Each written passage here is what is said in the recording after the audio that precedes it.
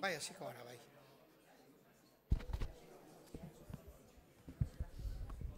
Arratsalde on guztioi, ondo entzuten da? Bai. Bueno, lehenik eta behin eskerrik asko zuei, gaur honea etortzeagatik. Nik lehendabizi hitz egingo dizuet pixka bat hitzaldia antolatu duen elkarteaz, eta gero aurkeztuko dizkizuet hemen ezker eskuin dauzkadan hizlariak.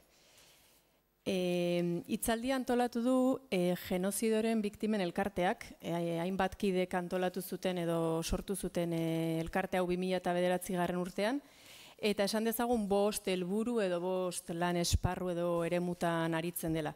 Batetik giza eskubideen babesa du helburu, beti ere noski 36ko altxamendu militarraren, gero erregimen frankistaren eta gerora estatu terrorismoaren biktimak izan direnen giza eskubidez ari naiz. Bestetik 3 kontzepturen inguruan edo aritzen dira, batetik egiaren ikerketa, bestetik justizia eraginkor osoa, eta bestetik kalte ordainerako neurriak, eta nolala hoiek garatzeko lanean aritzen dira edo hori sustatzen alegintzen dira. 3. lan esparrua izango litzateke memoriarena, memoria eta balio kultural eta ideologikoena, hain zuzen ere, 36ko altxamenduaren kontra eta erregimen frankistaren kontra borrokatu ziren haiena. 4. helburua izango litzateke Euskal Herriko egiaren batzordea sortzea, beregintzat tresna ezinbestekoa delako edo helburu guzti hauek lortzeko, eta azkenik salaketaren eremuan ere ari dira. Euskal Herritarren aurka, Frankok ezarri zuen represio kultural, ekonomiko, politiko horren salaketa egitea dute helburu. Hitzaldi honen kokapena egiteko esan dezadan duela urtebete hementxe bertan antolatu zutela beste jardunaldi bat, 36ko estatu kolpetik 80 urte bete zirelako, eta ekain hontan bertan Okendu Kulturetxean ere antolatu dute beste hitzaldi bat, Gernika 1937, baita ere 80. urte hurrena ospatzeko, edo 80. urtena delata, errepresiura hartaz hitz egiteko. Eta gaurko hitzaldia ere, ekimen hoien jarraipena edo izango litzateke. Eta orain hizlariak aurkeztuko dizkizuet, lehendabizi David Anaut Peñak hitz egingo digu, formazioz euskal filologoa da bera, hizkuntza plangintzako gradu ondokoa ere egina du, eta ofizioz ere euskara teknikaria izan da urte luzez Nafarroako hainbat herritan, eta Eluia Raholkularitzan teknikari ere izan da, eta azken 2 urtetan Nafarroako parlamentuko kidea da. Gero, bere implikazio sozial eta politikoak eraman du, ikasle abertzaleak, EHE, EKB, oinarriak, Euskararen Unibertsoa eta Kontseilua bezalako erakundeen, elkarteen sorreran lan egitera. Eta literaturaren arloan ere eman du bere uzta, aipaditzadan Txokotik Zabalera, hizkuntzaren barrurako atea, eta nola ez Euskal Memoria Fundazioarekin atera zuen edo argitaratu zuen Euskararen kate hautsiak, lan kolektibo hura, hain justu gaurko gaia lantzen duen liburua, baita, eta artikulo gixare aritu da, Argia, Bat, eta beste aldizkaritan. Eta nire ezkerran daukat Iñaki Zabaleta Urkiola, EHUko katedraduna da kazetaritzan, eta ibilbide oparoa dauka ikerketaren eremuan, argitalpen ugari argitaratu du, bere ikerketa lerroa esan dezagun, kazetaritza, komunikazioa eta metodologiaren ingurura edo lerratu dela, eta artikulo zientifiko, liburu, kapitulo pila bat edo asko argitaratu du hizkuntza desberdinetan, nazioartean, eta azpimarratu nahi nuke, 14 urte daramatzala Europako hizkuntza gutxituen kazetaritza eta edabideak izeneko proiektuaren zuzendaritzan. Berak ere, hainbat erakunderen sorreran parte hartu du, Euskalgintzan, izan aipatuko nituzke Euskal Herrian Euskara, Zaeka, Euskaldunon Egunkaria, Euskararen Unibertsoa, eta Unibertsitateko Euskal Irakasleen Elkartea. Eta bere kasuan ere, literaturan ere egindu bere karpena, hainbat lan argitaratu du, bai poesian, bai entsaioan, bai narrazioan, eta batzuk aipatze aldera, Margarren Estriteko geltokia, Fraiden espiritua edo eskuaren fereka, aipatuko nituzke. Eta nire aurkezpenarekin bukatzeko, azalduko dizuet labur-labur gaurko hitzaldiaren egitura. Lehendabizi esan bezala Davidek hitz egingo digu 36aren aurreko garaiaz, euskararen ibilbidearen eta hizkuntza politikaren gako nagusiak eta ezaugarri nagusiak mahai gainean jarriko dizkigu, eta bukaeran gogoeta eta ondorio batzuk ere aurkezten ahaleginduko da. 21 minutu izango ditu horretarako, eta gero Iñakik hitz egingo digu Frankoren garaiaz eta ondorengo urteetaz, eta berak egingo du nolabait errepresioaren kronologia, lehendabizi Frankoren urtez, eta gero 75etik aurrerako urtez, eta gogoeta eta ondorio batzuk ere jarriko ditu mahai gainean. Zuei hitza eta zuen ekarpenak eta entzuten hasi aurretik nahiko genuke beste ataltxo bat sartu, euskararen egungo egoerari buruz, saiatuko dira biak, 5-10 minutu edukiko dute, euskararen egungo egoeraren gako batzuk edo mahai gainean jartzeko, eta horri buruzko erronka batzuk ere proposatuko dituzte, eta gero ja bukaeran irikiko dugu eztabaidarako tartea edo, eta zuekin galderak, ekarpenak edo iritziak partekatuko ditugu. Bukatzeko, quisiera recordaros que hay una intérprete que traducirá en nuestras palabras al castellano, entonces si a alguien le interesa la traducción, disponéis de auriculares a la entrada. Eskerrik asko. David, zene zunean.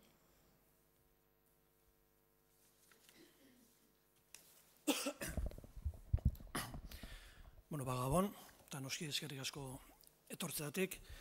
Ni saietuko naiz 20 minutu hauetan, azkar xamar izan beharko du, ezinbestean, euskararen ibilbideari begiratu bat ematen, eta ibilbide horretan, azpimarratzen, euskararen zapalkuntzak guzti horretan izan duen partea, eta baita ere hizkuntza politikaren inguruan, ibilbide horretan egin den hizkuntza politikaren inguruan, gako batzuk edo mahai gainean jartzen, behar da, den horretan gero eztabaidatzeko.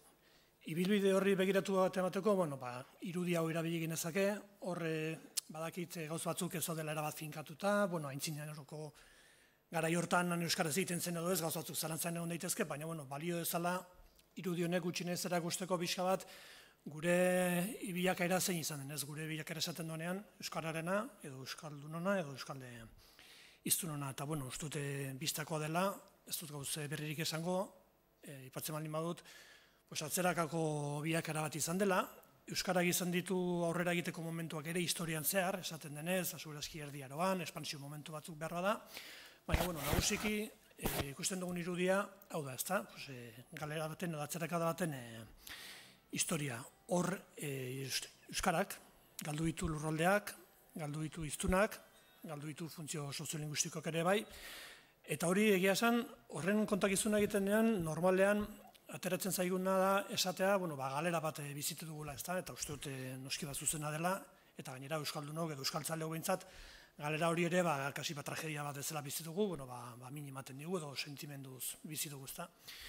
Eta uste dute hola kontatu itekela, baina azkeneko urteotan ere, behin baino gehiotan esan da, horretaz apartere beste begirada bat ere egon ditekela, eta da esatea galera bat bai, baina aldi beren kontakizun horrek erakusten digu erresistentzia baten edo bizinei baten historia. Alegia euskaldunok, jasan dugun presio guzti horren gainetik ere, lortu dugu hizkuntzari bizirik eustea, bizirik dago euskara, eta uste dut hori ere gauza bera kontatzeko beste begira bat izan daiteke, eta uste dut biak osagarria direla eta balio digutela.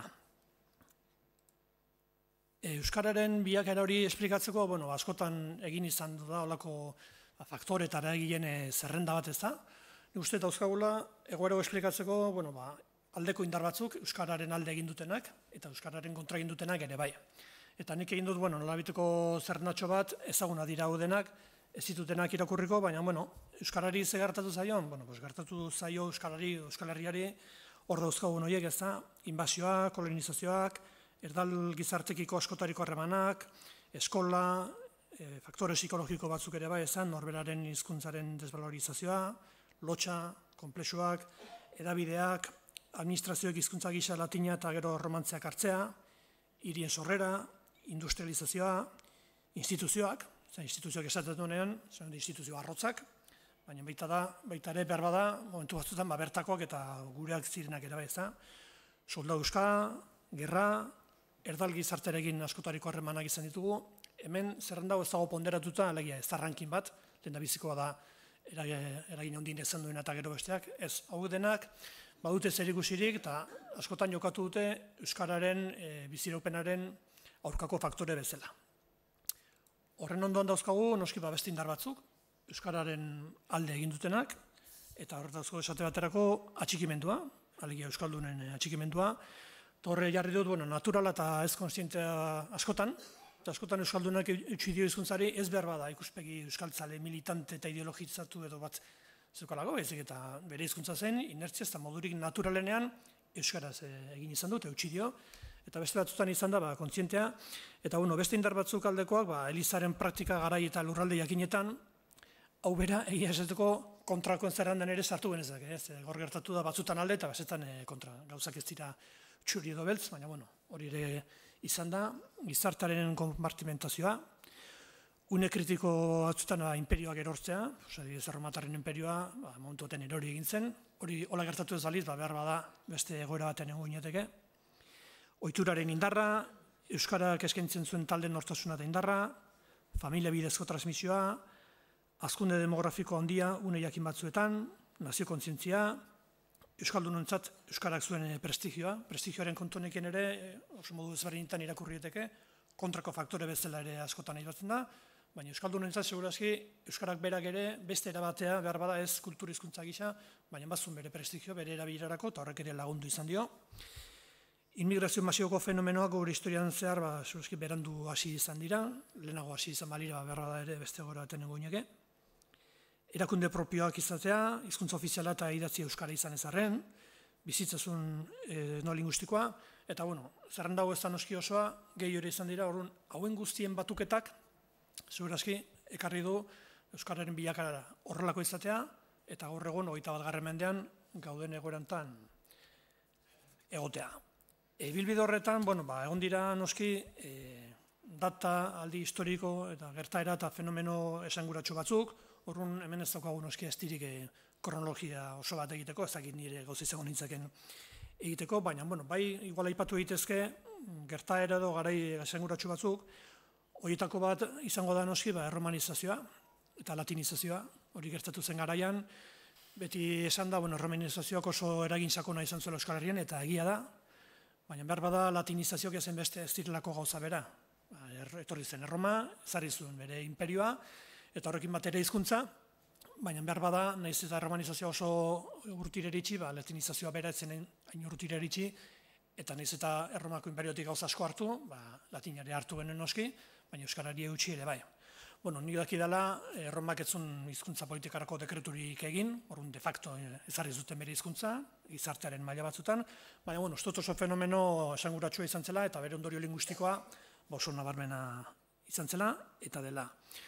Etorri zen gero erdiaroa, hor ere ustez, zabalkunde garai bat ere onomentzen, ala esaten dute bintzatori ikartu dutenek, baina gero ondoren etorri zen beste garai bat, non, auzo herriek oso interes handi izan zuten gure herria haien ganatzeko, egin zuten, politikoki eta militarki, eta hor behar bada, zugu sekulain jakingo, ze gertatuko zatekeen Euskal Herriak bere independentzia politikoari, ez dakize formatan, eutsi izan balio, eta zein gozukeen hizkuntzekin. Administrazio independente bat izan genuen garaian, badakigu, erromantzeak erabili genituela, gure administraziorako, baina gero, aro modernoan behar bada gauzak beste erabatean izan zitezken, ate hori horre egon ziteken, ez dakigu ze gertatuko zen, baina dakiguna da, auzo herriek gureak kolonizatzea eta konkistatzeak, linguistikoki behintzat eta soziolinguistikoki markatu gaituela.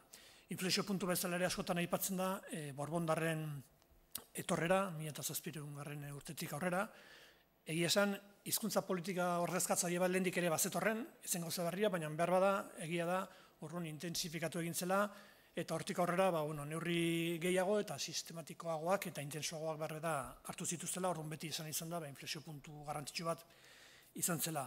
Beste bat izan zen noski Frantziako iraultza, eta ez urte batean definituta, 1989 urte baizik, eta gero horrek ekarri zuen transformazio sozial eta politiko eta kultural guzti horrekin. Ez horrek ere markatu zuen garai bat. Ez zerbait berria behar bada egin zutelako, ez eta lehendik ere zegoen korrontea edo arian nolabait gogortu eta zabaldu egin zutelako, ez da. Eta askotan ere esan da, 19. mendean izan zela Euskararen galerarik behar bada lurraldetan handiena edo handienetakoa, bereziki zurazki Nafarroan, eta baita ere Araban, eta 19. mendearen badakigu zenbait gerra izan genituen, frantzistadak eta bi gerrate karlistak, gure foruen galerak ere bai, eta horrek zurazki ere markatuko zuen euskararen bilakaera hori. Gero etorri zen pizkundearen garaia, eta oso interesante izan zen, 60 urteko aldi bat, 1896-tik 1996-ra, egia da garai horretan hori sortu zen mugimendu interesgarri bat, baina aldi beren ere euskararen galerak jarraitu zuen. Eta gero horren atzetik jatorri zen, gerra eta 1996ko gerra, eta ondorengo frankismoa. Hortartean egon ziren, noski erabaki konkretoagoak, hemen fenomeno zabal samarrak aipatu ditugu, horietako batzuk aipatzeagatik, bat izan liteke, eta esanguratxoa ez, gure instituzioetan bertan ere, Batzarroko horretan, da Nafarroko kortetan daula, 15, 16, 17 mendan behin baino gehiagotan erabaki zuten esate baterako bertako partaide izateko idazten eta irakurtzen jakin bartzela. Horre sinonimoa da, noski, gaztelaniaz irakurtzen eta idazten jakin bartzela, eta beraz, Euskaldunei ja hor bidea izten zitzaien, eta hori gogoratu behar da, gure erakundek hartu zuten erabaki batzela. Eta gero ziren erabaki konkretuak noski, eta oso ezaguna da, Carlos Hirugarrenak, lehenguan Felipe Seigarrena da, horrengo erregea baiza. Bere diskurso sonatu ere egin zuenan, atzean kuadro batzukan, eta intzuzen ere Carlos Hirugarrena zen atzen zukan irudia, horrek berak baterako erabakizun, agindu zuen, eskolatan gaztelaniak izan martzula bertako hizkuntza. Eraztunaren politika ezagunura ere 18. mendean asko edatu zen, formalizatu eta sistematizatu. Frantziako iraultzaren ondorengo hizkuntza politika ere beti aipatu izan da, adibide gisa eta horrek euskarari iparraldean ze eragina ekarri zion. Foruri gabe utzi gintuzten 19. mendean, eta gero bauzkago ere hezkuntza lege batzuk, hegoaldean 1897an, Moiano lege famoso hura, eta iparraldean 1891an Ferri legea da. Holakoak dira, hizkuntza politiko horren barruan, momentu puntual batzuk, erabaki konkretu batzuk hartu zituzten agintari batzuk, eta horrek ere ondorioak batzuk ekarri zizkion euskarari eta euskaldunei. Eta gero, etorri zen, 1936ko gerra, horren ondorioa ez da, Iñakik hitz egingo du gero, nik bai hortaz aipatuko nukela izan dela, segurazki, euskararen errepresioaren ibilbide eta kronologia guzti horretan, momenturik gorena segurazki, ez da. Horren frankismoak erabaki zuen da bereziki gerra garaian eta bereziki segurazki Gipuzkoan eta Bizkaian, fronte guztietan ekitea, desagerrarazi bertzen hizkuntza bizitza publikotik gutxienez, eta bestela izatekotan utzi bizitzen etxeko edo sukaldeko zuloan, eta horretarako denetek egin zuten, da izan zina hizkuntza politiko bat oso gogorra, oso krudela eta oso esplizitua disimulurik gabekoa. Eta egin zituzten, jendea atxilotu zuten, itxi zituzten hedabideak, itxi zituzten alderdi politikoak, argitaletxeak, hilketak, aitzola, goxeta horrazkago, eta denetik egin zuten fronte guztietan, eta intentzio osoz horren ondorioaz, gero itzengo du. Hori guztia esan da, nolaiteko ibilbidea bisat labur eta azkarre eginda, sentitzen dute itxutzaien gatitze berriz ere oso azkarrari naiz. Nik bai aipatuko nahiko nukela zapulkuntzaren inguruko pare bat idea. Hasteko, euskararen zapulkatzaren ezaugarriak zein izan diren, eta uste dut gure zoritxarrerako ezaugarrietako bat izan da, horreko orako irudia zen, konstante bat izan dela, alegi euskararen historia zautzen dugunetik badaukagu nolabaiteko hizkuntza politika ordezkatzaile bat martxan funtzionatzen. Eta hori izan da, gora berak izan ditu, eta beti ez da ezaugarri berdinekin aplikatu, baina konstante bat izan da. Gure historia kontatzen dugunean, dauzkau gauza asko kontatzeko, baina horietako bat da, eta beti hor da ona, hizkuntzaren zapalkuntza. Nik uste batzutan izan dela improvisatua edo kaotikoa edo planifikatu gabea, gauzak egin dira, baina inork dena plan baten barruan sartu gabe, baina gure historiako beste momentu batzutan, hizkuntza zapalkuntza hori planifikatu izan da eta sistematikoa. Norbaitek bere lana egin du, ongi pentsatu du, bere helburuarekin eta egin du. Eta batez ere sistematizatu da, segurazki, 18. mendetik aurrera, beste aurreko tamaina gehiago.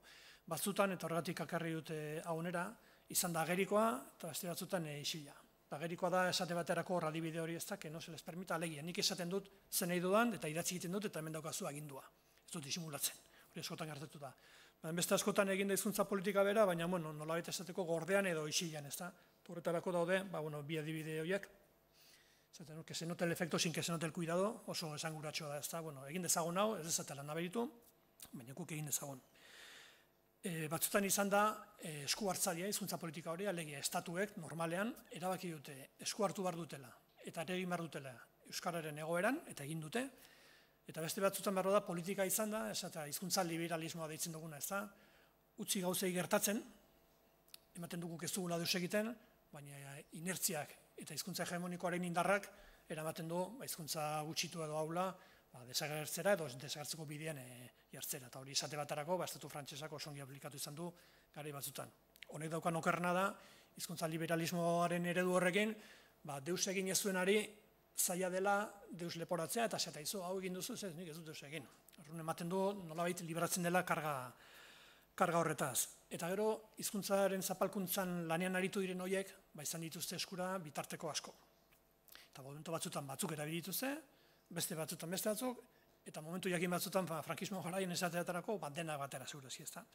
Eta horietan, eta hori ez da rankin bat, aipatuko ditut batzuk, baina bitarteko horiek izan dira eskola, izan da administrazioa, izan da legea, errepresioa, debekua, ideologia linguistiko bat ere bai, mekanismo psikologikoak, alegia lotxak eta beldurrak eta konplexuak eragiten dituztenak, izan dira edabideak, izan dira armadak, izan dira gerrak, alegia izan dituzte nahiko bitarteko, bere hizkuntza politika hori egin ahal izateko.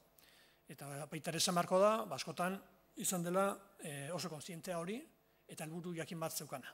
Batzutan esan kaotikoa zela, baina beste askotan bazekiten zena izuten, eta horretarako egin behartzena egin dute aipatutako bitarteko guztioien bitartez.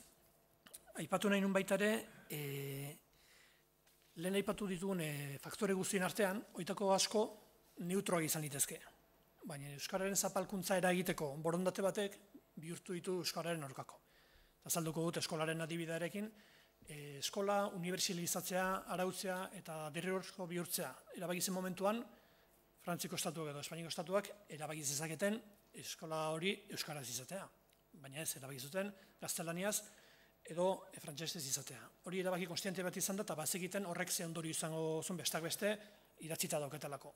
Horrekin esan nahi dut, eskola berez izan liteke neutroa edo zen liteke euskara aldeko faktore bat, baina horren atzean erabakiak hartu zituztenek zeukaten borondate horren ondorioz, bihurtu zen euskararen aurkako faktore bat. Eta berdin, edabideekin, edo lehen aipatu ditugun faktore horietako zenbetekin.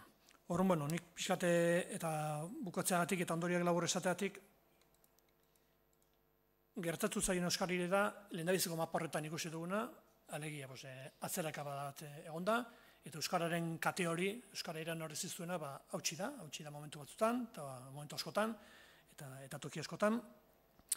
Esan behar da, biztakoa izan arren, errepikatu beharko du, hizkuntza baten horrezkapena edo hizkuntza bat desagertzea ez hain prozesu natural bat, eta prozesu logiko bat, nahiz eta askotan horrela aurkezten den ezen, eta hori ez da hemen, baina munduko inungo tokitan ez da gertatzen hizkuntza bat berez desagertzea, modu naturalean horren atzean daudena dira, faktore edo fenomeno militarra, politikoak, kulturalak, ekonomikoak, ideologikoak, edo era askotakoak. Esan beharko da, gertatu den guzti horretan, faktore guztiak nik ez dut uste euskarari gertatu zaien guztia izan dinik borondate ordezkatzaile gaizto bat atzean zegoelako. Nik uste egon bat zegoela, beste faktore batzuk ere badaude, baina nik uste ezin dugula esplikatu euskararen bilekaera hori. Eta ezin dugu esplikatu euskararen gaurko era, hizkuntzaren zapalkuntzaren faktorea edo aldagai hori oso kontuan izan gabe. Eta bukatzeko, baita ere, esango nuke, ezin dugu esplikatu euskararen egoera, bilakaera, hizkuntzaren zapalkuntzaren faktore hori bertan izan gabe, baina aldi beren ezin dugu esplikatu, 21. mendean, euskara horrendik hizkuntza bizia izatea, kontutan izan gabe, euskaldunek bere hizkuntzaren alde nolabait erakutsi duten eusteko tema edo kasketa hori kontuan izan gabe. Nik uste hori atxikimendu hori lehen esan dut naturala askotan eta ez kontzientea eta beste askotan oso kontzientea horre onda eta azaldu barraldin bada euskara zergatik gaur egun oraindik hemen erabiltzen da erabiltzen ari garen, nik uste besteak beste hori ere kontutan izan behar dugula. Eta horretan utziko. Osando David, eskerrik asko. Orain Iñakik hitz egingo digu orduan Franco garaiko eta ondoko errepresioaz. Bueno, arratsaldeo guztioi. Daviden aurkezpena aberatsa eta argigarria entzun da. Gogora ekarri nahi dut ere hemen zuen artean, entzuleen artean, badautela errepresioaren lekuko izan direnak eta direnak, eta ondoren eztabaida dugunean oso aberatsgarri izango litzateke beraien ekarpena ere entzutea. Horixe esan nahi nuen. Eta eskerrak eman nahi dizkiot genozidioaren biktimen elkarteari egiten duten lan bikainagatik. Memoria 1000 aldiz errepikatu behar da, ez ahazteko. Hasieratik argi izan behar dugu gure ustez Espainiar Estatuak Euskal Herriari errepresio sistemiko eta sistematikoa aplikatu diola 19. mendetik ona gutxienez. Alor desberdinetan eta bereziki politika, kultura eta euskararen gainean. Planteamendu honekin urrundu egiten gara, autore edo akademiko instituzionalizatuek ezartzen duten ikuspegi filo-espainoletik. Izan ere, horiek diote euskaldunok pairatu dugun errepresioa, Frankoren diktaduran hasi eta amaitu zela. Gure ustez, frankismoan eta postfrankismoan 3 eraso estrategia erabili dira euskararen aurka. Errepresioa, diskriminazioa eta azkenaldian erosioa. Errepresioaren fasea 1926-1975 artean izan zen, naiz eta 1960tik aurrera neurri batean moderatu zen. Diskriminazioa errepresioaren bigarren aurpegia 1915 Franco hil zenetik 2009 arte gutxi gora bera jartzen dut. Orain ere jarraitzen du diskriminazioak, baina beste fase larriago eta konplexuago batean gaude sartuta. Erosioaren fasea da oraingoa, 1909tik ona indartu da gure ustez, postfrankismoko diskriminazioari gehitu behar zaizkio digitalizazioaren azelerazioa eta krisi ekonomikoa. Inmigrazio berria ez da arazo izango, baldin eta asmatzen badugu errespetuzko integrazio prozesu batean. 3 estrategia horietan 3 arma edo tresna erabili ditu Espainiar erregimenak nagusiki. Bizitza publikoa arautzeko legeak, hezkuntzaren legeak, hedabideak eta bizitza sozialean eragin negatibo etengabea euskararen aurka, zuzenean ala zeharka. 1936-1975 euskararen aurkako legeak eta errepresioa. Genozidioaren biktimen elkarteak bere idatzietan ongi adierazten duen bezala, erregimen frankistak ezabatu egin zuen Baskongadetako autonomia. Praktikan, gerraren evoluziogatik Bizkaian soilik ezarri ahal izan zena, 1937an. Kontzertu ekonomikoak kendu, egin zizkion Bizkaiari eta Gipuzkoari, eta provintzia traidoreak izendatu. Dakigun bezala, Nafarroan eta Araban etzen hori gertatu, frankismoa nagusi zelako, gerra hasieratik. Frankismoak onartu eta aplikatu zituen legeek izugarrizko eragina izan zuten euskarari buruz iritzi negatiboa eta aurkakoa sorrarazteko gizartearen sektore guztietan. Beldurra eta izua sorrarazi zuten gizarte osoan, pertsonen arteko salaketak, aurreiritziak eta mesfidantzak indartu zituzten. Euskara jende arlote eta ez jakintzuen hizkuntza zela zabaldu zuen, kulturarik gabekoena. Beraz, interpretazio marko honetan ulertu behar dira Frankoren erregimenak bizitza publikoan eta hezkuntzan aplikatu zituen legeak. 1936-1960 bizitza publikoa eta euskara legeak. 1937an Donostiako generalburuak zirkular bat zabaldu zuen aginduz. Se denunciará a todo aquel que hable idioma o dialecto diferentes del castellano. Ez zuen esan euskera o lengua vasca, baizik idioma o dialecto diferentes del castellano. 1938ko agindu batek euskarazko izenak debekatu zituen. La morbosa exacerbación de algunas provincias del sentimiento regionalista, en cuyos registros hay nombres que no solo están en idioma distinto al oficial castellano, sino que entrañan una significación contraria a la unidad de la patria.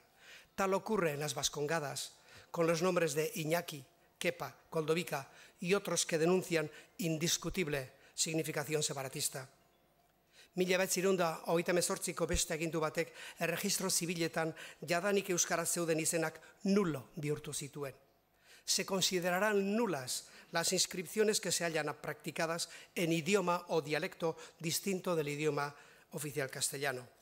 Eta desertu errepresibo horretan egon zen Euskal Herri osoa 1960 hamarkada arte.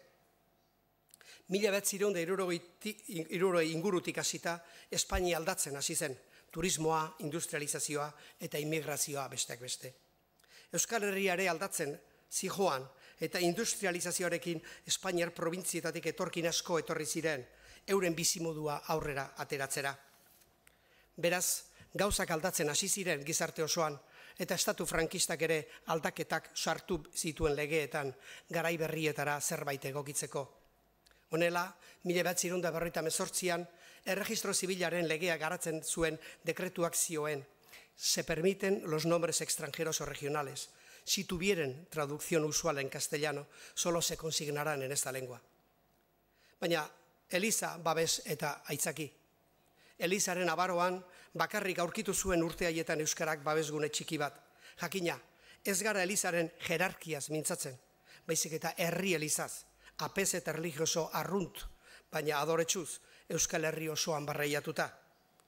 1957 aldera, Eliza batzuetan meza bat ematen zen euskaraz. Agintari frankistek argudiatzen zuten, baserritarrei eta eskola gutxiko jendeari erlijioa emateko baimena ematen zuela euskaraz egitea. Alabaina, sermoia euskaraz egitea debekatuta zegoen. Eta 1957an berrobin, sermoi euskaraz emateagatik izuna jarri zioten fraile Frantziskotar bati. Eta 1950 hamarkadan, Elizaren irratiak, Elizaren babes horretan, hasi ziren euskaraz erlijiozko programak emititzen. Eta 1960ko hamarkadan sondotu egin ziren Donostiako herri irratia, Loyola, Arrate, Segura, eta Tolosako irratia besteak beste. Baita Lesakan ere herri txiki bat, Lesakan ere bertako herri Elizako irratia. Eta bertako apesa ezagutu nuen, urte asko beranduago eta nola tarteka igandeetan da ematen zuen. Baina ezin zuten Elizaren irrati horiek, ezin zuten publizitatea sartu, ez eta musika diskoak jarri. Donostiako herri irratiari gobernuaren delegatuak adirazi zion modura. La publicidad no puede ser considerada como integrante de los programas religiosos. 1974 urte berean, beste behin, gobernu frankistak Gipuzkoako irrati erlijiosoak itxi zituen, Segura, Arrate eta Tolosako irratiak, denak Elizaren babesean. Urte horietan ere, 50. hamarkadan hasita, euskarazko aldizkariak hasi ziren Elizaren erlijiosoen babespean. Hor dauzkagu, hor geneuzkan, Goizargi, Arantzazuko Frantziskotarrak sortua, Zeruko Argia, Iruñeko Kaputxinoek argitaratua, eta Anaitasuna Bilboko Frantziskotarrek egina.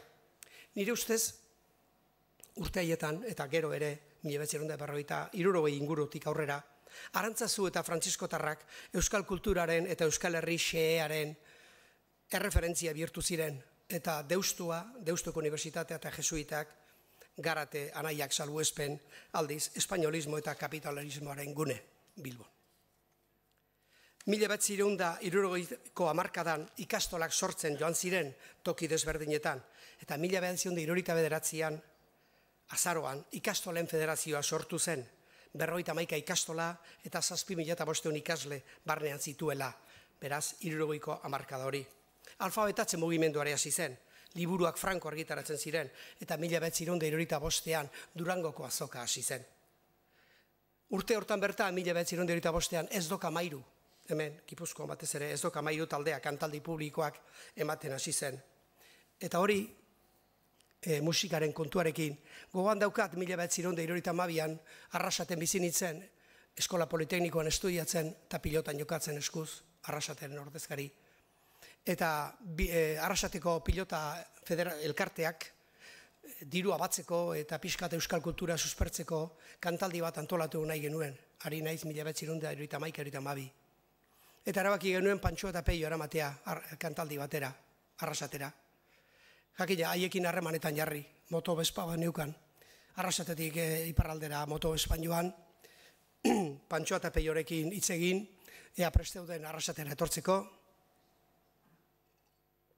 Eta baietz, baina hemen katen, Centro de Atracción y Turismon, delegatuak esan zidan, kanten itzulpena behar zutela, espainolez eta euskaraz. Bueno, idaz makina zahar batean prestatu genituen, itzulpenak, gaztelaniaz eta euskaraz, euskaraz eta gaztelaniaz, etorri nintzen berriz ere motobespakin txar, arrasatetik, eta, instantzia egin, hemen, Donostio kontxa inguruan zegoen, etxe urdi bat dela uste dut, eta hor aurkeztu eskaria, eta denbora pasa, eta azkenan ukatu egin ziguten. Eta inoiz ezin izan genuen egin Pantxo eta Peioren kantaldi hura. Orduan, berai bi horiek, Pantxo eta Peio nahiko debekatuta zeuden hegoaldean. Urteetara Pantxo eta Peio beti akordatzen dira nola motobesparekin ibiltzen nintzen gora eta bera. Hori, beraz, hirurogeiko hamarkada horretan pixkat puzte hori egon zen herriari esker, Euskal Herriko jendeari esker, zuek, gu, haiek. Azkenik, 1960ean hizkuntza regionalen erabilerako legea.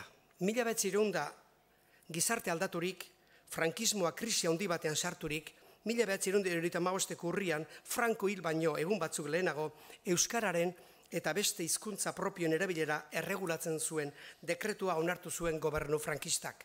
Lehen artikuluan baieztapen arranditsu eta faltsuak egiten zituen, garai berrietara egokitzeko eta disimulatzeko. Artículo, lehenbizikoa. Las lenguas regionales son patrimonio cultural de la nación española. Ari gara, Franco hil baino lehentxeago, hilabete bat lehenago, 1975. Las lenguas regionales son patrimonio cultural de la nación española y todas ellas tienen la consideración de lenguas nacionales. Su conocimiento y uso será amparado y protegido por la acción del Estado. Artículo 2. Las lenguas regionales podrán ser utilizadas por todos los medios de difusión y especialmente en los actos culturales, en los actos y reuniones culturales. Artículo 4. Ningún español podrá ser objeto de discriminación por no conocer o utilizar la lengua regional. Hori zen 1975ko urrian, Franco azaroan hiltzen. Baina ordurako katalanek, galegoek eta euskaldunek gaindututa zeukaten legura, oso berandu etorria, ikastolak, mugimendua, esan dugun bezalaia, suspertuta zegoen. Hezkuntzaren errepresioa 1936-1975. Hezkuntzan konzentratuko gara. Hezkuntzan ezarritako errepresioa maltzurragoa izan zen, euskararen marginazio erabatekoa eginez. 1945an lehen hezkuntzaren legeak agintzen zuen lengua nazionala bakarrik ikastea. Hortik, 1945etik 1977ra jauzi egin behar dugu. 1977an lehen hezkuntzaren lege errefundituak honela zioen. Es misión de la educación primaria, mediante una disciplina rigurosa, conseguir un espíritu nacional fuerte y unido, en instalar en el alma de las futuras generaciones la alegría y el orgullo de la patria. Formación del espíritu nacional. Artículo 7. La lengua española será obligatoria y objeto de cultivo especial. Hori zen, 1977an. 2 urte beranduago aldaketa etorri zen. 1979an, garai berri eta egokitu beharraz, frankismoak onartu egin zuen Parisko konbentzioa. Parisko konbentzioa da nazio batuen erakundeak onartutako araudi bat, hizkuntzen eta herri minorizatuen diskriminazioa ebitatzeko. Eta beraz, 1960an onartu zuen nazio batuen erakundeak hori, konbenio, Parisko konbenioa. 9 urte beranduago, frankismoak onartu zuen hori. Baina ikusiko dugu modu maltzurrean. Horrek lege hori da Convención relativa a la lucha contra las discriminaciones en la esfera de la enseñanza. Horixe da. Eta horrek zioen, espainolek, Espainiako gobernuak, frankismoen gobernuak hori hitzez hitz trasladatu zuen.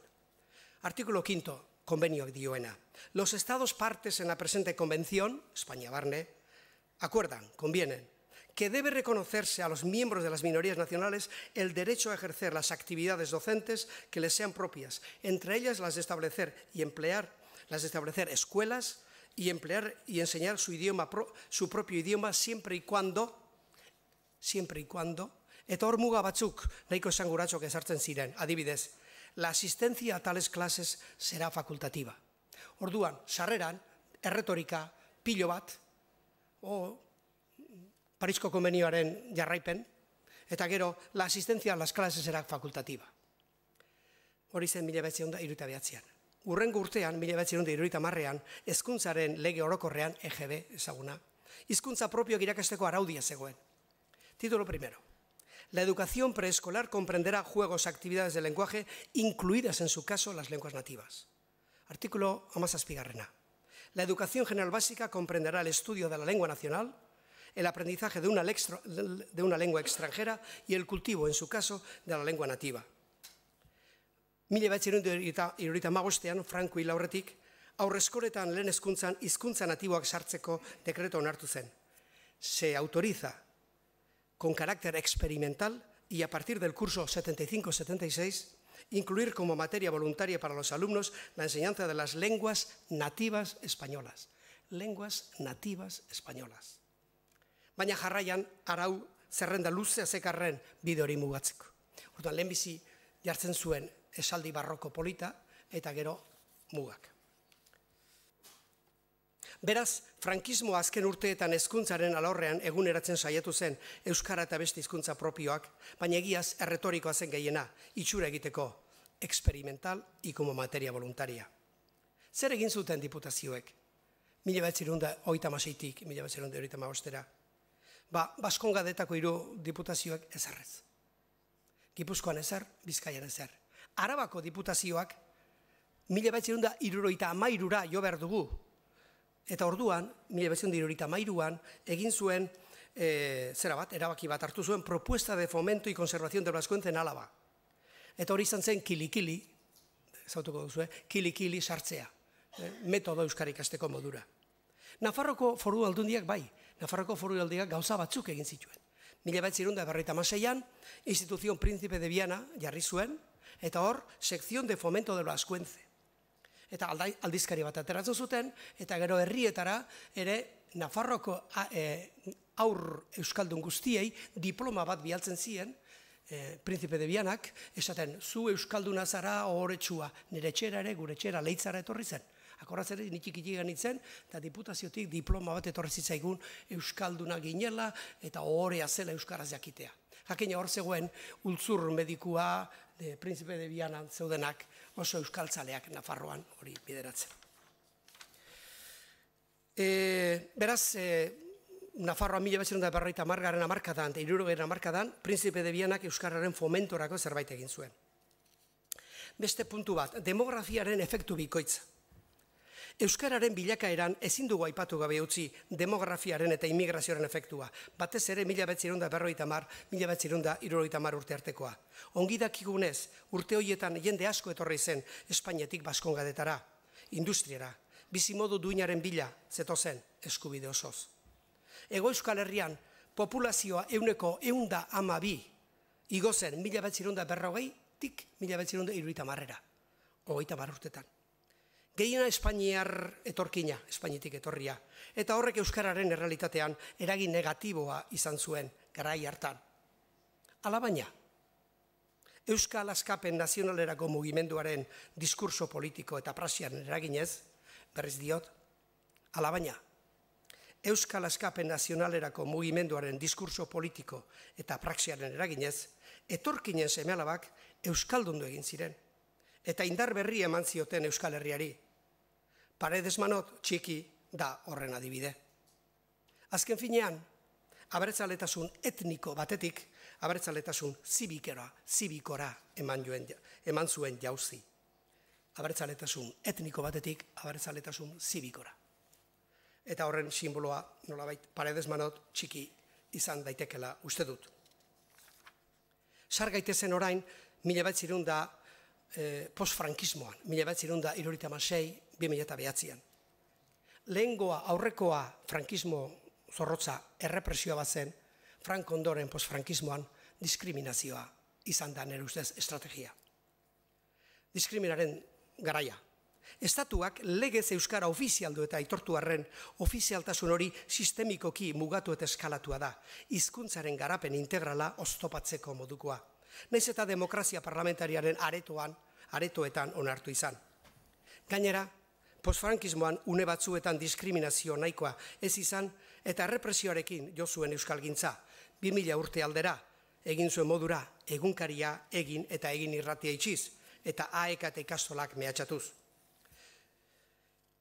Gogoan izan behar dugu Gregorio Monrealek dio modura, ofizialtasunak 3 alorretan eragiten duela, administrazio publikoa, hizkuntz politika, hezkuntza eta hedabideak. Eta administrazioko hizkuntz politikan, Espainiar Konstituzioaren 3. artikuluak markatzen du estatutuen eta guztiaren garapena. El castellano es la lengua oficial del Estado. Todos los españoles tienen el deber de conocerla y el derecho a usarla. Horren jarraipen egin zuten komunitate autonomoan eta Nafarroan, eta euskara jakitea bakoitzaren borondatean baitago, soilik ez legean. Beraz, erroan jarri da euskararentzako diskriminazio bat. Bertan, ezin izan gutxi gora bera gaztelaniaren pare. Gutxinez legean, gero aplikazioan atzeratu edo lasaiago hartu arte. Lasaiago hartu ziteken arren. Nafarroan 1982an onartutako foru amejoramendu legeak zirt eta zart diskriminatu zuen euskara. Nafarroko amejoramenduak. El castellano es la lengua oficial de Navarra. El vascuence tendrá también carácter de lengua oficial en las zonas vascoparlantes de Navarra. Una ley foral determinará su uso. Ondoren, 1986an euskararen foru legea etorri zen, eta denok dakigun bezala, Nafarroa banatu zuten 3 zatitan. Zona edo eremu euskalduna, eremu mistoa eta eremu ez euskalduna. Beraz, Nafarroan nolabait daukagu Nafarrak banatuta daude, diskriminatuta daude hizkuntzaren alorrean errotik. Horrez gain erantsi behar zaio hezkuntzako ereduetan, eredu linguistikoetan, A, B, D. Ze gertatu da Euskal Autonomia Erkidegoan? EAen Euskararen erregulazioa, estatutuak eta Euskararen legeak, 1982koak egiten dute. 2 lege horien arabera arautzen da Euskararen erabilera administrazioan, hedabideetan eta gizartean. Horietan diskriminazio sistemikoa dago Euskararen aurka. Ez baita beharrezkoa ikastea, ez erabiltzea, borondate personalaren eremuan uzten da. Baina gure ustez, etorkizunera begira, diskriminazio sistemiko funtsezkoena derrigorrezko hezkuntza ez universitarioa regulatzen duten dekretuan dago. Hau da, derrigorrezko hezkuntza ez universitarioan hor dago, nire ustez, diskriminazio sistemikoa. Deno dakigun bezala, 3 eredu linguistiko dauzkagu eskoletan. A eredua, ia dena gaztelaniaz. Nire ustez, hori egin zuten 1982 inguruan, Partidu Popularra eta Alderdi Konservadore Espainola babesteko izan zen, beren iritzi hor sartzeko, eta neurri batean Bizkaiko PSOEren jokabidea. A eredua, Partidu Popularraren eta Bizkaiko PSOEren aldera. B eredua, erdi euskara, erdi gaztelaria hori, PSOEren posgarri, PSOEren eredua, ideologia, babesteko, eta D eredua nolabait abertzaleena. Baina eredu sistema horrek porrot egin du, eta A eta B ereduek ez dute lortzen euskaldun fluyenteak, alegia euskaraz normaltasuna hitz egiteko gai izatea. Eta D ereduko ikasleen 2 herenek soilik lortzen du euskaldun normala izatea. 3tik 2 euskaldunek bakarrik D ereduan lortzen dute normalizatea, ikerketak dioen bezala. Baina, eta orain gauzatxo bat kontatuko dut, euskal pedagogo ortodoxoek ere babestu zuten eredu Araban B eredua jartzea. B eredu aplikatu behar zela Araban. Inazio Oliveri hezkuntza sailburua zen, eta berarekin zegoen Lontxo Jarzabal pedagogoa, eta daukat oso gertakizun importantea horren inguruan kontatzeko, zer eta bertako protagoniste kontatuta, Gasteizen bat zegoen Toki Eder ikastola, eta Toki Ederreko gurasoak, erdaldurak gehienak, batzuk galeguak, beste batzuk asturiaskoak, beste batzuk parentziakoak, eta euskaldun batzuk ere bai, nahi zuten D eredua jarri. Baina Oliverik eta euskal pedagogo ortodoxoek esaten zuten ez, gurasok erdalduna dira eta B eredua jarri behar dugu. Orduan izugarrizko enfrentamentua, izugarrizko borroka zuten, Eusko Jaurlaritzak, Arabako diputazioarekin, izugarrizkoa. Eta azkenean gurasoek irabazi zuten, eta D eredua. 1986an zer hori, 1986an. Eskerrak borrokari, Araban D eredua da nagusi. Askotan, puntu batean, toki batean, borroka bat egin, eta horren efektua biderkatzailea da. Hori ongi dakit, bertako protagonistek kontatua eta ni orduan haiekin nengoen. Ez hor, jakina. Eta orduan, eta edabideetan, eta ja, pixka eta aurreratzen da amaitzen noa. Minutu pare bat. Edabideetan, postfrankismoan, euskarazko edabideek diskriminazio handia pairatu dute. Bai publizitatean, bai diru laguntzetan, bai eta errati lizentzia lortzerakoan. Historia luzea da, eta euskalgintza beti kexu agertu da Nafarroko aldundiak eta Eusko Jaurlaritzak euskal komunikabideen inguruan duten jarrera plangintza eta laguntzegatik. Kasurik nabarmenena Nafarroko Euskal Herri irratia da. Nafarroko Euskal Herri irratiari egin dioten injustizia 1984 ezkeroztik beldurgarria da. Lizentzia ez eman, errekursoa sartu elegitea diputazio, epaitegiak bere kontra jo, berriz aurkeztu, berriz era, emititzen jarraitu du, nola ez, Euskal Herri irratiak, baina legaltasunik gabe. Eta horrek izugarrizko kalte ekonomikoak ekarri dizkio, eta bestelako kalteak ere bai plangintza oso batean. Hori izan da, beldurgarria. Eta, hainbat irrati itxi zituzten, 1981 Lizarra irratia, 1982 Eguzki irratia, 1988 Alabedi eta Eguzki irratia.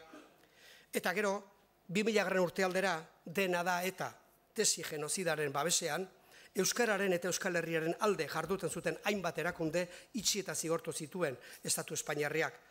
Gobernuak sistema judiziala tresna eta porrero modura erabiliz. Honela itxi zituzten Euskaldun egunkaria 2003an eta egin eta erratia 1988an. 1988an. Hola, errepresioaren beste adibide asko daude postfrankismokoak. Eta ezin dituzka aipatuko.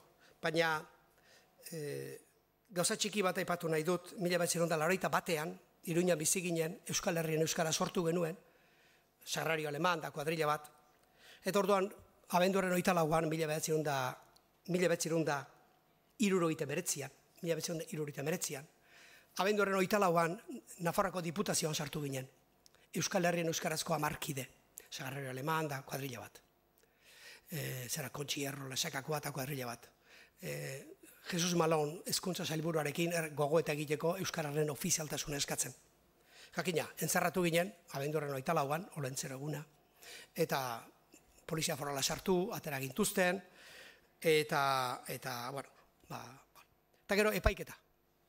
Eta orduan, epaiketa horretan, Delburgo jarri zuen paperean, se denuncia tal, la Josineza Zabaleta y 9 más, eta epaiketa egin zuten. Beste bederatziak zorionez libre gelditu ziren, baina nola eta nik balkoian, diputazioko balkoian eutsi nion gogorre burniei eta polizia foralekin pixkate tirabira batzuk euki, borduan epaiketa egin eta 6 hilabete eta egun bateko zigorra jarri zidaten, zigor txikia, enitzen sartu zorionez. Eta ja, pasatzen naiz azkeneko fasera, eta da Euskararen aurkako erosioa 2009tik ona. Errepresioak eta diskriminazioak beti kausatzen dute erosioa, alegia hizkuntzaren bizitza eta garapena barrutik ahultzea. Gaur egun, legez eta itxuraz, aukera guztiak daude euskara garatu eta normaldu ahal izateko, nahiz eta sakonean postfrankismoko diskriminazioa indarren egon. Baina euskalgintzatik haratago joanez, gizartea osotasunen azertuz, hainbat faktore global eta berrik oztopatzen dute garapen oso eta iraunkorra. Gizartean ematen ari diren aldaketa sakonak, gazten artean batez ere, internet eta teknologia berriak eta krisi ekonomikoak.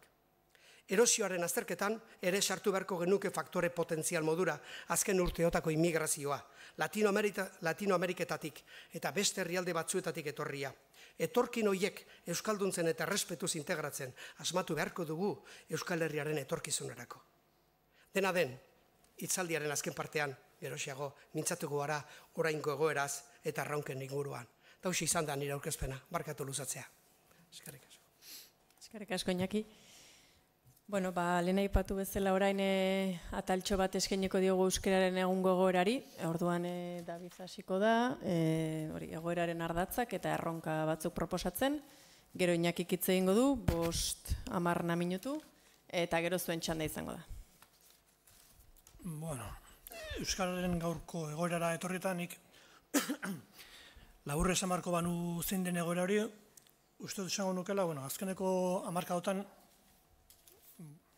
argiak eta izala dauzkagu noski, nik esango nuke aurrera egin dela azkeneko hamarkadatan, baina ez behar beste, eta batez ere esango nuke, aurrera egin dela bai, baina euskarak ez daukala bere etorkizuna bermatuta, epe luzera. Eta nik uste euskal zeloan kezka behintzat hori badela, horren nik uste ezagutzak aurrera egin dula nabarmen, lurralde batzutan, beste batzutan ez zen beste, eta beste batzutan atzera ere bai. Uste dut askotan esaten ari da ez, euskaldunen ezaugarriak eta tipologia ere desente aldatu da. Ia esango nuke, 1900 urtera arte, 19. mendea hartutare, euskalduna ia nagusiki euskaldun elkargarra zela, gaur egun euskalduna oso ezberdina da, hori ere uste dut gogoan izan behar dela. Eta euskaldunak hizkuntzarekin dauzkan bizipenak eta pertzepzioak eta hori guztia ere ezberdina da horrekoarekin konparatuta, eta segurazki etorkizunan ere ezberdina izango da, eta zesanik ez, euskaren egoera, Euskal Herri oso hartuta, oso heterogeneoa da. Dauzko oso egoera ezberdinak, iaia txuritik beltzeraino joten dien egoerak. Hori, deskribaketa nolait, nik azpimarratuko nukena hoxe da, aurrera behar bada bai, presna hori aitortzeko, baina etorkizuna ez daukagu bermatuta, eta nik uste nire kezka nagusia behintzat, hori da. Aurrera begira jarrita, esaldi simple batean ere esan beharko balitz, nik uste daukagun erronka dela, euskara ikasteko eta erabiltzeko aukerak eta arrazoiak behar ditugula. Alegia, euskaraz bizi nahi dut, hain indartsua den idea horrekin jokatuta, gertatu ditegelako, nik euskaraz bizi nahi izatea, baina horretarko aukerarik ez izatea, esate beterako, aleitzan bertan, pediatraren gana joten nahi zenean, erdalduna delako. Nahi dut, baina ezin dut. Arrazoia badaukat, nahi dut, arrazoi batzu badauzkat, nahi dut, baina ezin dut. Baina alderantzizkoare gertatu diteke? Gertatu diteke, euskaraz egiteko aukera izatea, eta euskaldun horrek, hainbat arrazoiengatik, nahi ez izatea. Eta arrazoiak falta izatea euskaldun horrek euskaraz egiteko. Horren uste, modu sinplean esateko, hori dela lortu behar duen azkenean, egoera bat non euskaldunak aukerak izango ditugu noski, eta gainera, aukera hori daukagunean, euskaraz egiteko borondate hori izango dugun. Autolinguistikoa, euskaren alde egingo dugula, ez garelako elebakarrak izango ditugu, hizkuntza daño gehiago, aukerak egin ditzakegu, eta euskararen autua egin beharko nuke.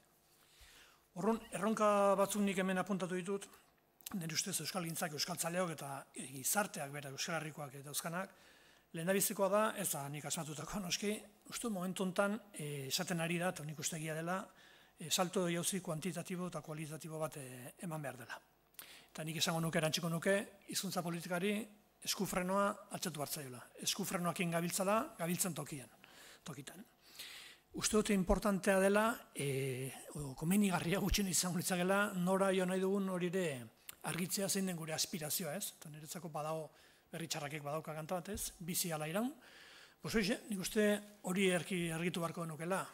Irautea baldin bada gure aspirazioa, uste dut urte batzutarako gasolina badaukagula, eta biziko dela euskara urrengo markadetan, ez hortan zalantzarik.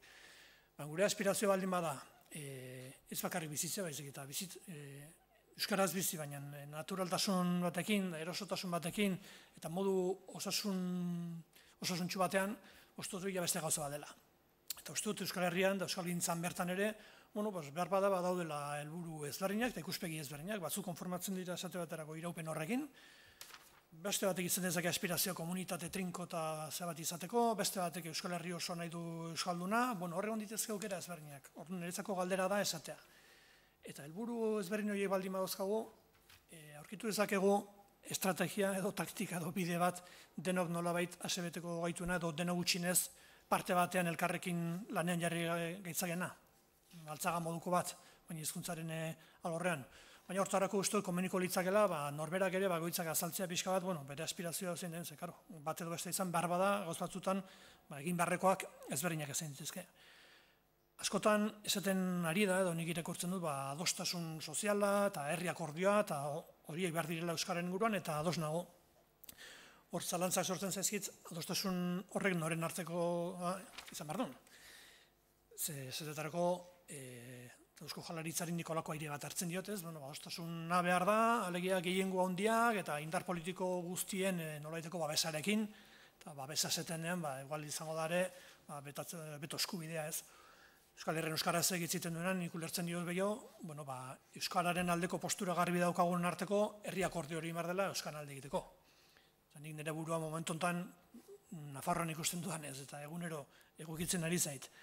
UPN, PP eta PSN alderdietako ordezkariekin hizkuntza politika hitz egitea, eta nik garbi xamar dugu, horietako batzuk kontra, ez daudela alde, eski kontra daude. Horren, horiekin esaterako momentu honetan norainoko adostasuna lortu dezakegu. Bai, hor adostasuna oso idea garrantzitsua eritzen zait, horren bila joan behar da, baina azteko Euskararen aldeko hori egin nahi dugunen artean, eta gero hori zenbat eta gehiago zabaldu horren dabeki. Baina horre garbi dago, indarre konkretu batzuen artean, beste helburu batzu dituztela, eta kasu batzutan, momentu honetan bintzat, eta Nafarroi dago genez berezikinik egun ikusten dolako, Euskararen alde aurkako oposizio oso argi batetik. Askotan entzuten ari naiz, eta oso ongiritzen zaiz, noleiteko paradigma aldaketa bat gertatu behar dela. Euskalgintzan, Euskararen normalizan, eta oso konforme nago, baina, falta zaidana da, norbaitek momentu baten zehaztea horrekin ja ze esaten ari garen, ze garbi dago sensazio bat badagoela, inpase moduko baten gaudela, Euskararen normalizazioari dagokionez, irabazita galera batzuk bai, argiak eta itzalak, eta beraz, ekeldi xamar bezala, ez zo hau joan barko luken abiaduran, torron paradigma aldaketa bat behar da. Baina hori zer da? Diskursoak aldatzea, egiturak aldatzea, edo gure kontzeptuak, ideia markoak, edo berritzea, berrikustea, hori zehazten hasi barko da, behintzat, paradigma aldaketa bat nahi baldin bada, hasi barko du pentsatzen horrek zertan gauzatu behar duen. Eta uste oso garrantzitsua dela guretzako prospektiba hon bate egitea, eta asmatzea Euskararentzat funtsezkoak izango diren erronkak eta agertokiak zein izango diren alegia.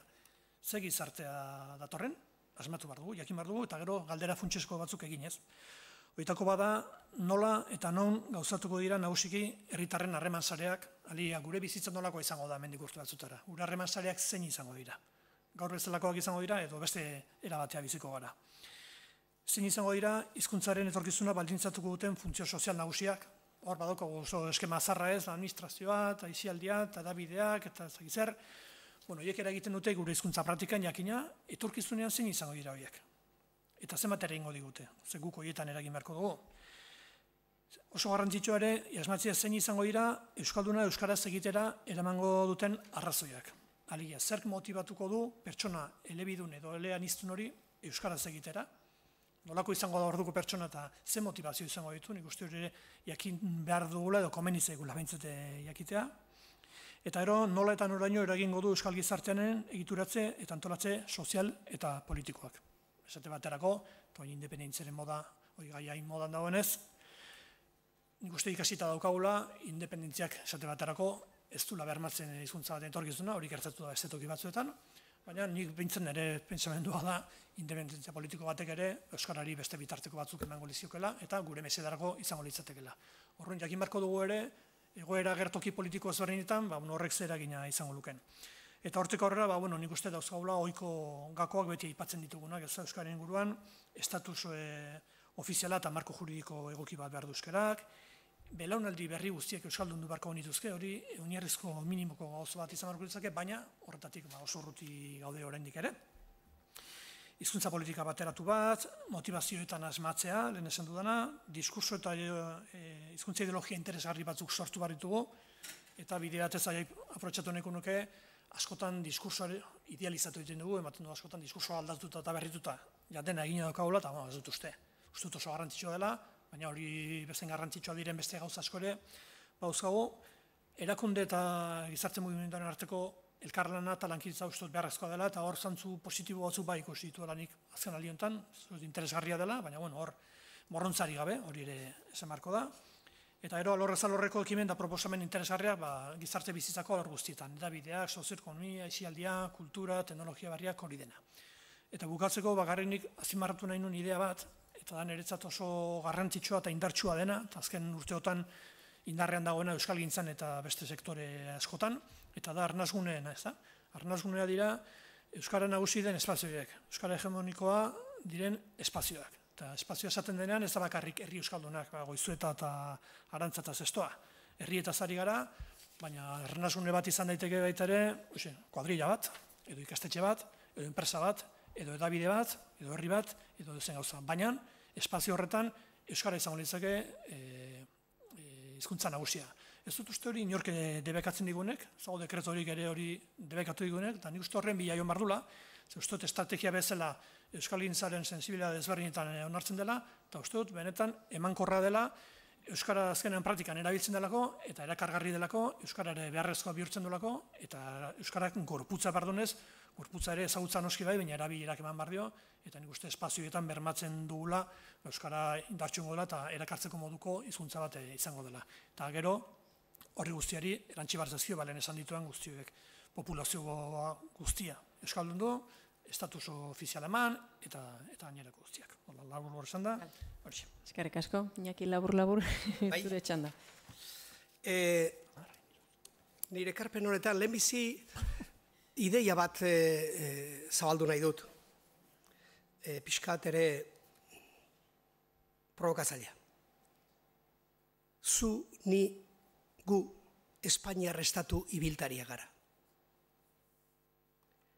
Gu denok jaiotzen garenetik, buruan sartzen digute txip bat, eta disko gogor bat. Eta hori, Espainiar estatuaren elementuez kargatzen joaten da bizitza osoan. Eta nahi gabe, gu, kalean, bizitza sozialean, Estado Espainol txiki batzu gara, ibiltariak. Alegin egiten dugu ez izateko, abertzale konstiente garenak. Eta hemen dauden personak historia batzuk ikaragarria daukate. Horren kontra, bizitza osoan borrokan egon dira hemen dauden batzuk. Baina hori gara, eta hori konstiente izan behar dugu. Eta inork ez digu esaten hori. Eta nik nire ikaslei fakultatean esaten nien behintzat. Zu, ni, gu, Espainiar estatu txiki batzu gara, ibiltariak, txip bat, disko gogor bat, dena Espainiar eskolan, edabideetan, erakundeetan, hizkuntza espainola erabiliz, gizarteko giro nagusi espainola da, telebistak, periodikuak, Diario Vasco, Correo Español, Televisión, Telecinco, Euskal Herrin gehienen ikusten dena. Gu espainol batzuk gara. Eta Espainiar estatu hemen daukagu. Eta hori psikologiko zikean dago. Hori gogoan izan behar dugu Euskararen aurrean eta edozein gauzaren aurrean. Oso konstiente izan behar dugu horren aurrean borroka. Hoi da, lehenbiziko ideia. Eta orain gogoera zein da. 1987an Euskararen erabilera zen 13%. 1987an Euskararen erabilera neurtua 13%. 2011an 13%.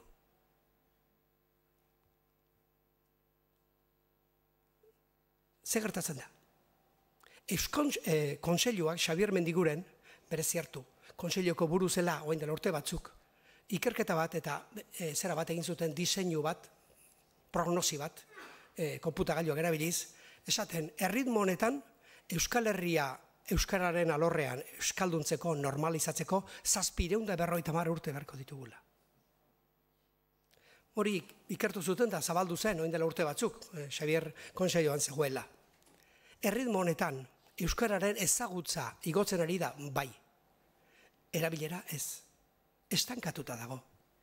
Beraz, beste adibide bat. Bizkaiko ikastolarik garrantzitsuenak hartu. 9 urteko, 10 urteko, 11 urteko, 12 urteko umeek, WhatsAppez, komunikatzen, oye, ¿qué hay que hacer hoy ¿qué tenemos que hacer? Tenemos que hacer proiektu, tenemos que hacer gizarte. Den erdaraz. 180 erdaraz Bizkaiko ikastola potentenen ikasleek. Zer egingo dute eskola publiko ezkerreko margenekoek? Gazten artean, Euskara, ikastoletan, gaztelania ikastera, fenomeno. Gaztelania ikastoletan oso ondo ikasten da, beharrezko. Patioetan da inon ez da Euskara erabiltzen. Gainbehera dagoaz hor. Ezagutzen ondo, eta beharrezkoa da. Baina ezagutza izango balitzen lehenmengo fasea, bigarren fasera pasatzeko, nintzale, iztun, izketa egiten duela kalean, hori ez da ematen. Psikologikoki, prozesu psikologiko bat dago, eta ezagutzak inoiz ez zaitu eramaten erabilera. Inoiz ez. Behar duzu prozesu psikologiko bat, batetik ezagutza fluyentea, sendoa, eta bestetik zera bat, zerbait gehiago. Ezagutzak ez du eramaten.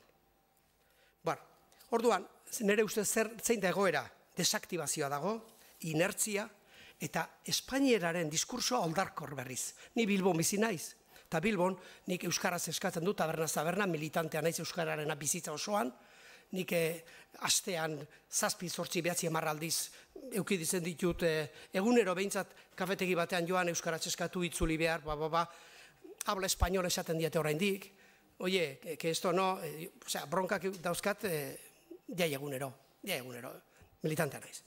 Horatzen duzu, baina espainolak arro da biltza orain. Euskararen diskursoa, Euskararen unibersoa, 1997an, zabaldu zen, nahi genuen hori zabaldu pixkat ere, integratzeko horren euskaldunak ez zirenak, baina ja gailendu dira. Eta beste gauza bat, uste dut irlandizazioa dagoela. Ni irlandara askotan joaten naiz ikerketa egitera. Irlandako komunikabideak, Gales, Eskozia, Sami, Lapoiak, Norvegian goiko puntara. Eta hoien komunikabideak eta haiekin egoten naiz hizketan. Eta hemen nik sentitzen dut ari dela gertatzen irlandizazioa. Eta zer da irlandizazioa? Irlandarrak esaten dizute. Do you speak Irish? Irlanderaz hitz egiten dut, oh yes, I speak Irish. Ez du inoiz hitz egiten. Eta hori Irlandako gobernuko arduradun batek esan da. Hemen gauza psikologikoa da. Irlandesaz jakin gabe ere, nola estudiatu zuten txikitan, zertxo bait, uste dute badakitela, eta gainera hitz egiten dutela. Orduan, nire beldurra da, hemen, ezagutu pixka bat, eta bai. Eta ordu maskaratzen ari gara. Eta ondela gutxi, Bernardo Atxagak esan zuen, maskara asko dago uste dut Euskal Herrian, Euskararen alorrean. Maskara eta autosatisfakzio gehiagi. Beraz, diskursoan eta praxian dikotomia bat dago. Bilbora joaten dira manifestazioak, urtean egiten ditugu Bilboan manifestazio 3-4 handi. 50.000, 80.000 personalde. Bilboko tabernetan gehienek, abertzaleak dira, ara joan dira manifara, tabernetan erdaraz hitz egiten dute gehienek. Ez dute interpelatzen. Orduan, hango taberna txiki batera joan, eta pentsatzen, nolabait tabernakuak autonomia kalean. Erdaldunak, ez dute, orduan, diskurso abertzalea oso sendoa, radikala, baina gero praxian ez. Militantzia, garaibateko militantzia falta da, hori galdu da, moteldu da, platano bihurtu da. Orduan, nik ezka handia dauzkat, eta uste dut interpelazioa, aktibazioa deitu nahi baldin baduzu, baina interpelazioa. Zer da? Zu joan, eta hizkuntza personala da. Hizkuntza hitz egitea zuk erabakitzen duzu. Hizkuntzaz kafe eskatzea zuk egiten duzu. Ez taldean. Zu tabernera joten zenean, zu bakarrik erabaki behar duzu hori. Eta orduan, ez bada erabaki personala hartzen. Ez dugu, euskara ezagutuko da, eta behar denean, baina ez dago reaktibikazioa. Beraz, nik uste dut interpelazioa behar dugula berriz euskara potentziatzeko, derrigorrezkoa, aktibazioa. Hori, ados nago, oso ondo ados, Davidek esan duenaken, arnazguneak, euskararen leitza, arratia, goierri, arnazguneak behar ditugu, eta hori hemen ere adibide, hemen ari dira Donostiko esperientzia horiek oso politak, oso berzke, baina behar dugu interpelazioa. Eta amaitzen dut, proposamen batekin, publiko egingo dut. Hemen, Koldo Mitxelenan. Hauxe da proposamena. Euskararen aurkako errepresioa gure memoria historikoan presente jartzeko, gogora ekartzeko, Euskararen ordu bateko ilegalizazioa proposatzen dut. Ezin da hitz egin ordu batez. Noiz egin? Euskararen egunean, abenduaren 6an, eguerdiko 12 ordu batera, euskaraz hitz egitea debekatuta. Kanpaina bat, Eusko Jaurlaritzak, euskararen egun antolatzen duenean, eta korreok, eta diario baskok, eta el día del euskera, tal, bonito, tal, oso ondo. Baina, ze pasatzen da? Gure seme-alabek ez dakite euskara izan dela erreprimitua, euskarak sufritu duela, euskaldunak. Sofritu dela pilo bat, ez dakite, ez daukate memori historikorik euskararen errepresio eta miseriaz pasatu dituztenak gu gutxiago. Orduan, gaur ez dago euskararen memori historikorik. Eta herri guztiek, eta terrorismoaren biktimak, beren eguna daukate, memori historiko behar du bere eguna. Baina euskararen errepresioak ere behar du bere eguna. Eta egun ez bada ordu bat. Eta orduan nola baitere, eskoletan, ikastoletan, eta diputazioak eta gobernuak egiten duenean Euskararen eguna sartu hor tarte bat, ordu bat, 12 ordu batera, debekatuta dago Euskaraz egitea, ordu horretan. Oroitzeko gure arbasoek, gure aurreko belaunaldiek, nola sufritu zuten errepresioa hizkuntzagatik. Nola zigortu zituzten, nola kartzelara sartu, nola mila gauza egin. Guk bakarrik Euskararen eguna ezin da ospakizun eguna. Batez ere ospakizuna. Batez ere ospakizuna. Asko aurreratu delako eta asko egiten ari direlako jende asko. Baina behar dugu ere tartetxo bat ilegalizazioa eguneratzeko, ekartzeko gogora. Eta batez ere gure seme-alabak, gure nik txikia dauzkat, horiek ere gogoan izan dezatela, zuk orain ikastora joaten zara. Garai batean beste asko borroka egin zutelako. Baina garai batean ezin izan zuten Euskara ikasi eta hitz egin. Eta orain zuk bai. Baina gogoan izan zazu, hori izan dela Euskal Herriaren patua. Eskerrik asko.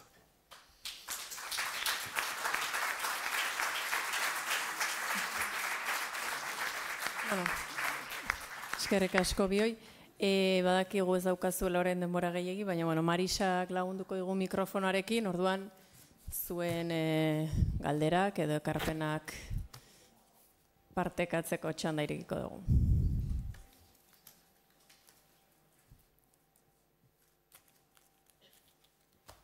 Daidunak, besua altxazala mesedez.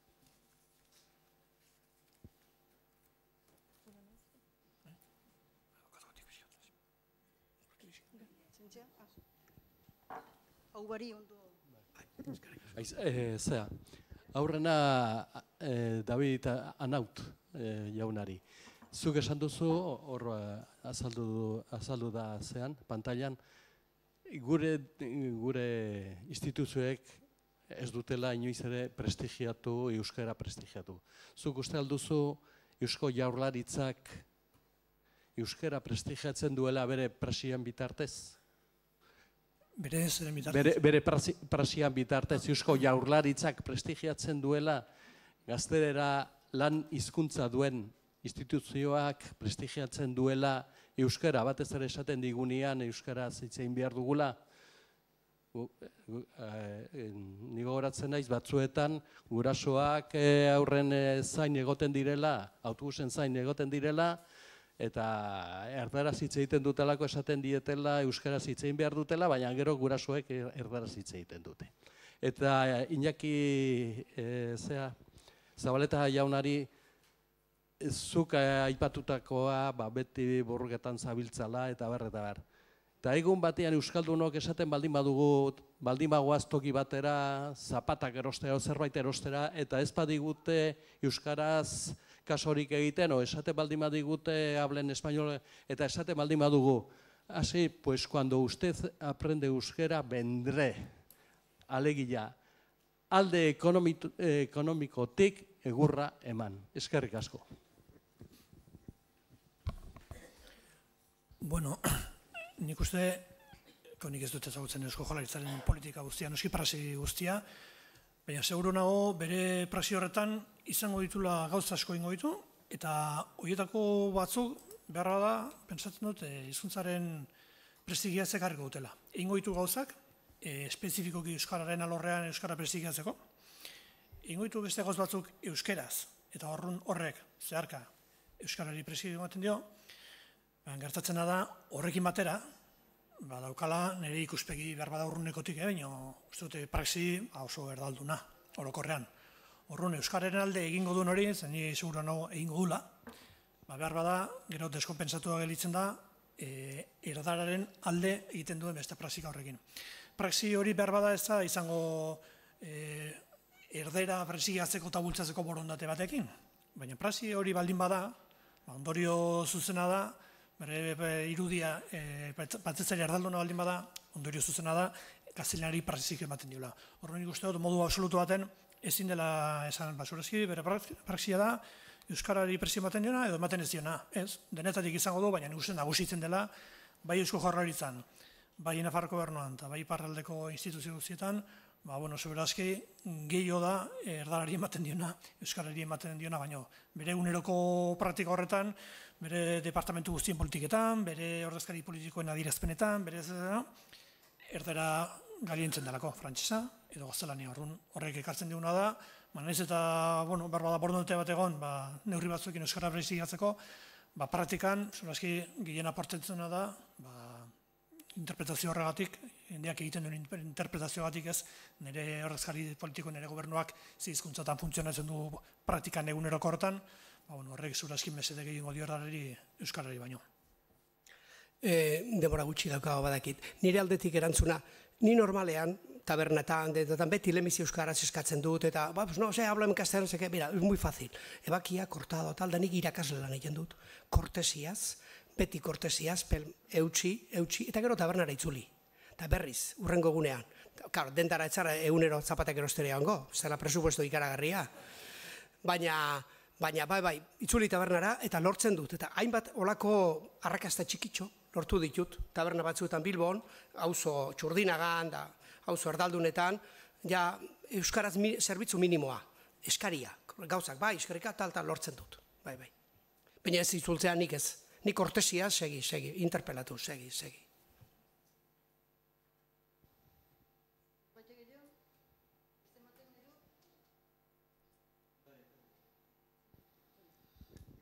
Bai, esan duzuna erdaldunen oraingo arrokeria edo ez, hori, baina horren errua euskaldunek edo euskaldunok dugu. Osa, nik adibidea askotan jartze dut adibidea telefonoa. Gu joaten gara denda batean, eta eskatzen digute telefonoa. Euskaldun pilak automatikoki 62, 23, batzuk ez, batzuk gara euskaraz esan dute. Hori edo beste, olako beste zerbait, edo beste zenbaki bat, ez? Karneta, eta... Baina automatikoki, zer egiten dugu, inkluso behar bada hemen gauden gehienok, edo... vale, 53, no sé qué, 5-3, lo que sea. Hori, claro, horrela, hor bukatu da historia, ez? Erdaldunak esate izu, dígamelo en español, se dice en español y punto. Eta, claro, hori da, behar bada egin behar dena da, nik eginte duguna behintzat, nik telefona ez dakit espainolez, nik telefona bakarrik euskaraz. Eta orduan telefona, dígamelo en español no me lo sé. Claro, automáticamente arpegi aldatzen zaie. Claro, ze gertatzen, ez dira kapaz 10 zenbaki ikasteko? Nik ikasi behar ditu telefona, edo denok ikasi behar dugu telefonoa, karnetaz da gizte. Osea, 10 zenbaki miserable ikasi nahi dutelakotz. Eta behar bada hor nik faltan botatzen dut kanpainak. Lehen esaten lehen hitza euskaraz. Lehen hitza euskaraz edozin lekutan. Leku batean erdaldunak eta euskalduna baldin badaude horrele lehen hitza euskaraz. Eta holako... Katalanek hortan ongi asmatu dute. Katalanak hortan oso tinkoak dira. Oso gorrak. Hor bai, eutxi diote horrei.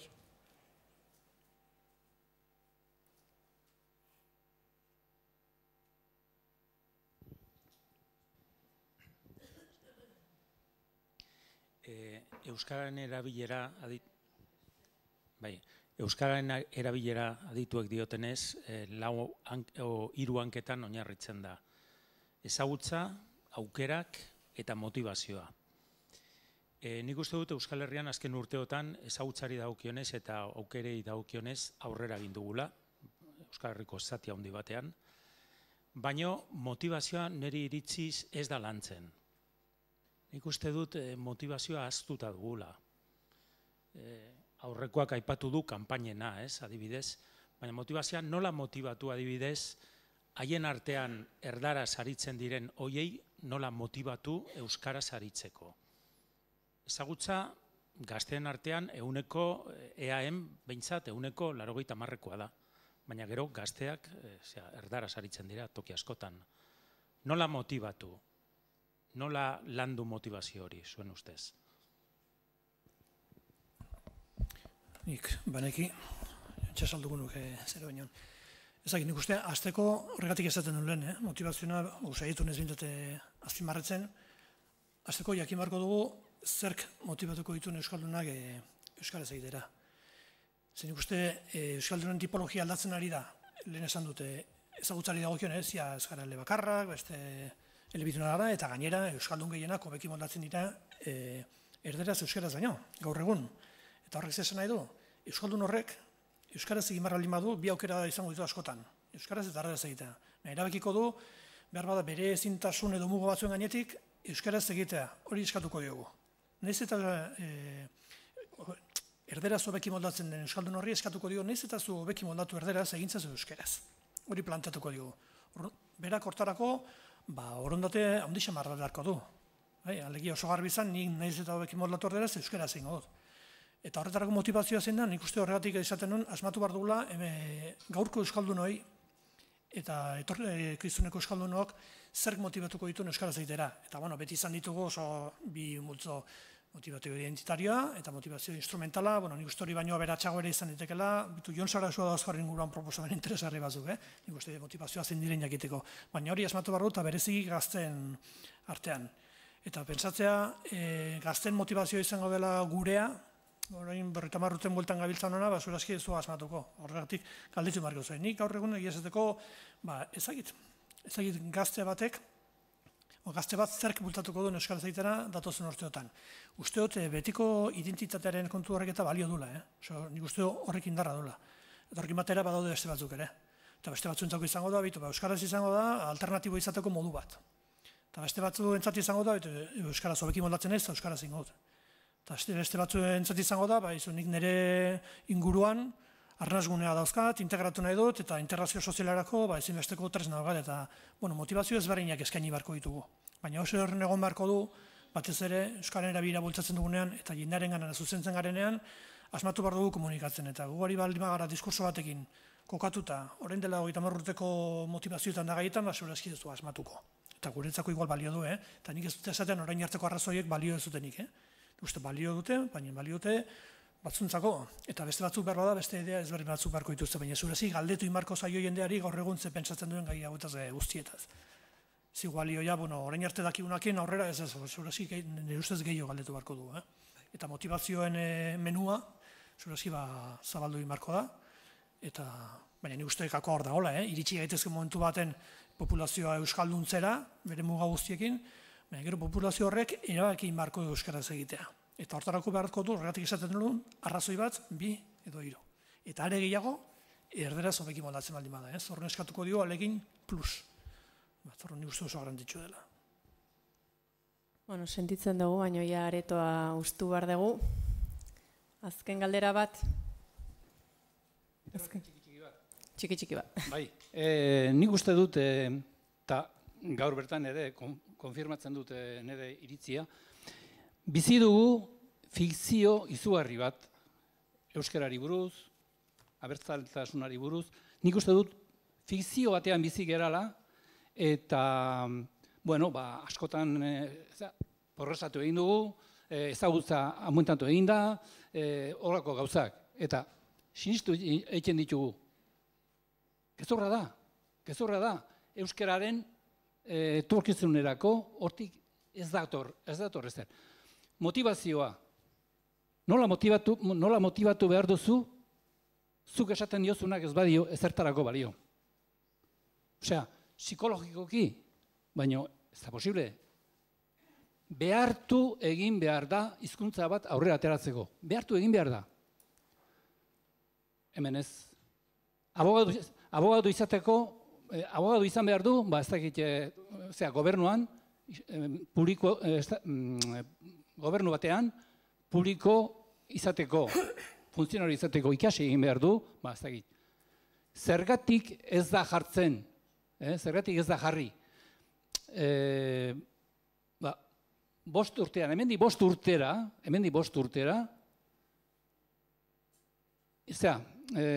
funtzionario izateko, euskara dominatu beharko du erdera bezalaxe, behartu.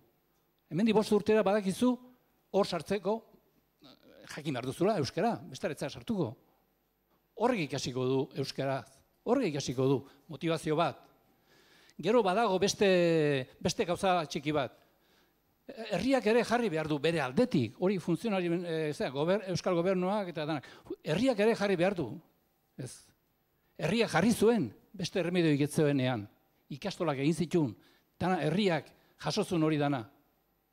Berdin eskatu behar zaio gaur, beste batek egin behar du lana egiteko? Ez. Ez dago botererik. Ez dago,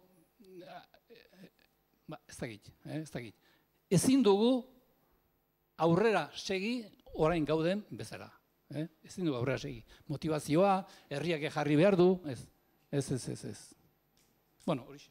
Fikzio batean bizi gerala, gu, kontzientzia daukagunok, bizi gera fikzio batean, eta sinistu egiten ditugu esaten diguten gezurrak. Bueno, eskerrik asko guztioi, eta hurrengo bat arte.